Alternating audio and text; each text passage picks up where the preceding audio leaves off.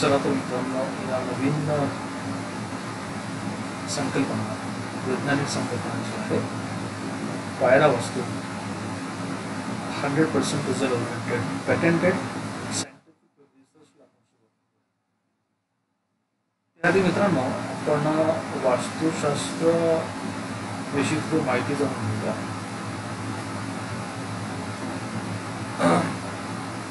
तर वास्तुशास्त्राला 5000 वर्षाचा इतिहास आहे आणि त्यातले सर्व महत्त्वपूर्ण टिप्स आहेत ते आपण या सेशनमध्ये बघणार आहोत.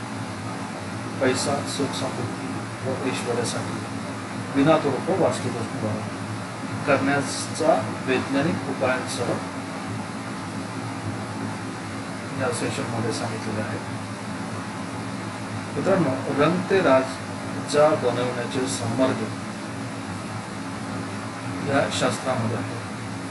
रंग ते राजा आणि राजा ते रंग पण व्यक्ती ह्या वास्तुदोषांमुळे होऊ शकतो हे पण लक्षात घ्या. निराकस, निर्गुण, निरंकारी, निपक्षपाती, निस्वार्थ, निसर्गाच्या सर्व नियमांचे उत्तम फळ देणारे, ज्यात अद्भुत सामर्थ्य आहे तुम्हाला सर्व काही देण्याचे, असे विशाल हृदयाचे शास्त्र म्हणजेच Vastushastra. Vastushastra is an instrument to raise the power of human consciousness to attract better health, wealth, more success, abundance and prosperity in their entire life.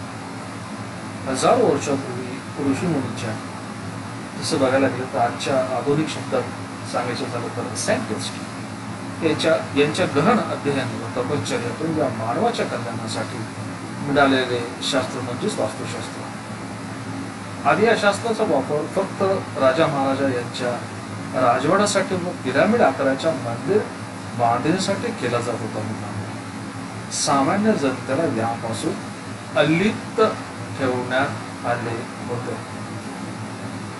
पण आज या शास्त्राचा वापर दुकानापासून ते थेट कॉर्पोरेट जगापर्यंत, तसेच वन रूम किचनच्या घरापासून तर थेट मोठमोठ्या बंगल्यांपर्यंत व अपार्टमेंटपर्यंत कमी अधिक प्रमाणात होताना दिसत आहे. याचा सुलभ लाभ तुम्हाला व तुमच्या कुटुंबाला व्हावा यासाठी हा माझा छोटासा प्रयत्न. एक न उमगणारं कोडं. प्रथम आपल्याला याची पुसटशी कल्पनाही कदाचित नसावी. आपल्या घरातील आकाशीय तत्व हे आपल्या अंतर्मनाशी 24 तास 365 दिवस संवाद साधत असते, जे मी आधी तुम्हाला मागच्या 2 सेशनमध्ये समजून सांगितलं. पण त्यात त्या वास्तूचा अनियमित आकार असेल, चुकीची आंतरिक सजावट असेल, नको तिथे दूषित पंचतत्व रंगसंगती असेल, नको त्या ठिकाणी चुकीचे फर्निचर ठेवले असेल किंवा काही दिशेतून वास्तुदोष असतो. अशा कितीतरी गोष्टींचे नकारात्मक प्रभाव कळत नकळत ह्या आपल्या अंतर्मनावर म्हणजेच त्या वास्तूत राहणाऱ्या प्रत्येक सदस्यावर सतत पडत असतात. आणि मग त्यानुसार आपल्या विचारांची नाळ बांधली जाऊन त्याचे बाह्य वाईट परिणाम हे आपल्याला पाहायला मिळतात.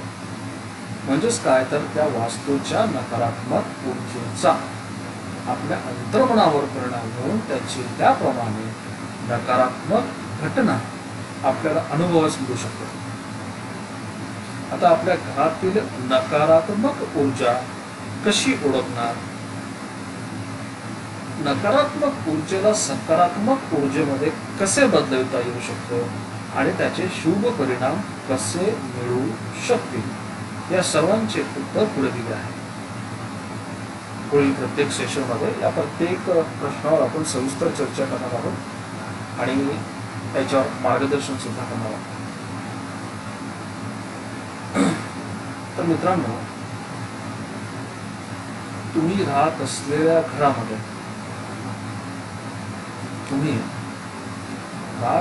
घरामध्ये तुम्हाला नाना प्रकारचे अनुभव हे सतत येत असतात. पण कळत नकळत तुम्हाला ते अनुभव येतात आणि तुम्ही त्याच्याकडे दुर्लक्षित करता.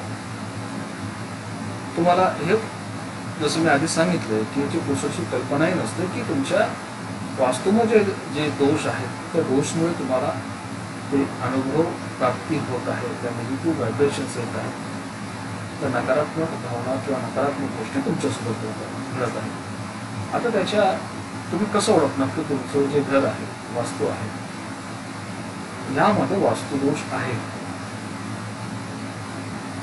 तर यात काही महत्त्वाचे पॉईंट्स इथे मी काढलेले आहेत. ते जर तुम्हाला अनुभव झाले, अशा कितीतरी प्रकारे वास्तुदोष शरीरामध्ये असू शकतात, त्याचे वेगवेगळे परिणाम तुमच्यावर जाणवू शकतात तुम्हाला. त्यापैकी जर तुम्हाला असं लक्षात आलं की तुमच्या घरातील वास्तुदोष तुम्ही कसे ओळखाल, तर या पॉईंट्सकडे लक्ष द्या. सतत आजारपण, तुमच्या घरामध्ये जर एखाद्या व्यक्तीला किंवा तुम्हाला स्वतःला सतत आजारपण होत असेल तर लक्षात घ्या, हा मेडिकली तर काहीतरी अनफिटनेस आहेच, पण सोबतच तिथे तुमच्या घराची पर्टिक्युलर दिशा आणि त्या दिशेच्या माध्यमातून किंवा त्या दिशेच्या 180 डिग्रीमध्ये दुसरी दिशा ही डिस्टर्बन्स आहे. नेक्स्ट, तुम्हाला सतत टेन्शन येत आहे का? तुम्हाला तुमच्या करिअरमध्ये तुम्हाला बाधा येत आहेत का? तुम्ही सतत कर्जबाजारी होत आहेत का? तुम्हाला आत्महत्येचे विचार येत आहेत का? हे सर्व तुम्ही तुमच्या घरातील वास्तुदोष आहेत असं समजून जा. जर हे असतील तर अशा पद्धतीचे व्हायब्रेशन्स किंवा निगेटिव्ह वाईब्स तुम्हाला येत असतील, घात, अपघात, अपमान, गैरसमज, भांडणे आणि विवाद विलंब, अशा प्रकारचे किंवा अशा वेगवेगळ्या प्रकारचे जर टेन्शन आणि व्हायब्रेशन्स तुम्हाला येत असतील, अनुभव तुम्हाला येत असतील, तर त्याचा एक प्रकार हा तुमच्या घरातील वास्तुदोष पण असू शकतो. लक्षात घ्या. तर आता आपण इथे थांबूया. पुढील भागामध्ये तुम्हाला वास्तूची ऊर्जा, त्याचे पंचतत्व कशा पद्धतीने काम करतात, प्लस वास्तूमध्ये कुठल्या दिशा आहेत, या दिशेचं कालतत्व काय, हे संपूर्ण तुम्हाला नेक्स्ट सेशनमध्ये मी समजून सांगतो. ठीक आहे. तोपर्यंत तुमचा धन्यवाद. Thank you very much.